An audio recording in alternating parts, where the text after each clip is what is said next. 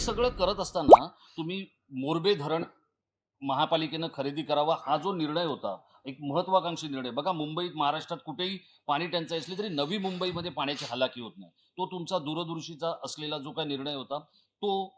आणि आज आत्ता नवी मुंबईला कशाची गरज आहे? कारण विमानतळ येतंय, समस्या वाढतायत.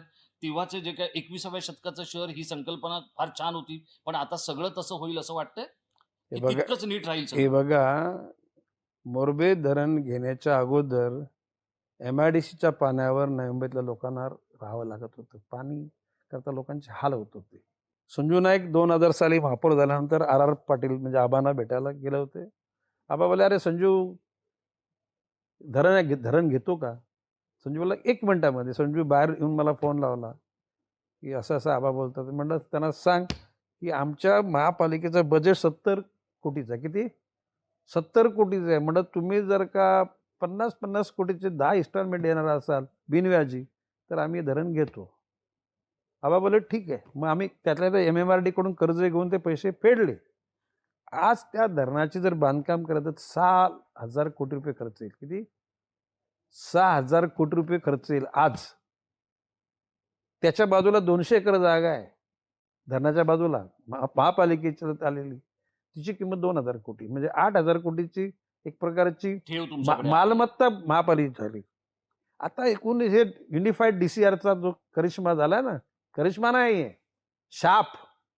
मी येणार आहे त्याच्याकडे. नाही, नाही, त्यातून काय होऊ शकतं? मी योग्य ठिकाणी बोललो. आता मी कुठे बोललो सांगत नाही.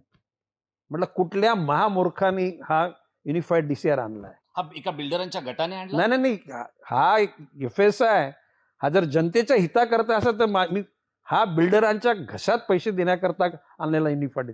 मी देवेंद्र फडणवीसांना एक दिवशी बोललो तर देवेंद्र फडणवीस बोलले, गणेश नाईक साहेब मी गणपती बनवण्याचं ठरवलं, याने मारुती बनवला. देवेंद्र फडणवीसांच्या काही संकल्पनेतून आलेली ती संकल्पना. परंतु त्याचा नंतर सत्यानाश ह्या नंतरच्या लोकांनी केला. आणि भविष्य ही mono, metro, Subway, tunnel Binel हे देवेंद्र फडणवीसांचे. आपला समृद्धी महामार्ग ही कल्पना ओरिजिनली देवेंद्र फडणवीसांची. हो, ते 100 अख्ख्या देशाला माहिती. ओके. परंतु ही जी पॉप्युलेशन वाढणार आहे, तुम्ही तज्ञ लोकांशी चर्चा करा की कुठल्याही शहराला इतक्या मोठ्या प्रमाणात दिलेला FSI शहराचं शहर पण ठेवणार आहे का?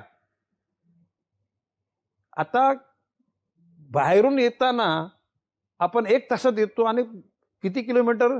साधारणपणे 50 किलोमीटर 1 तासात येतो.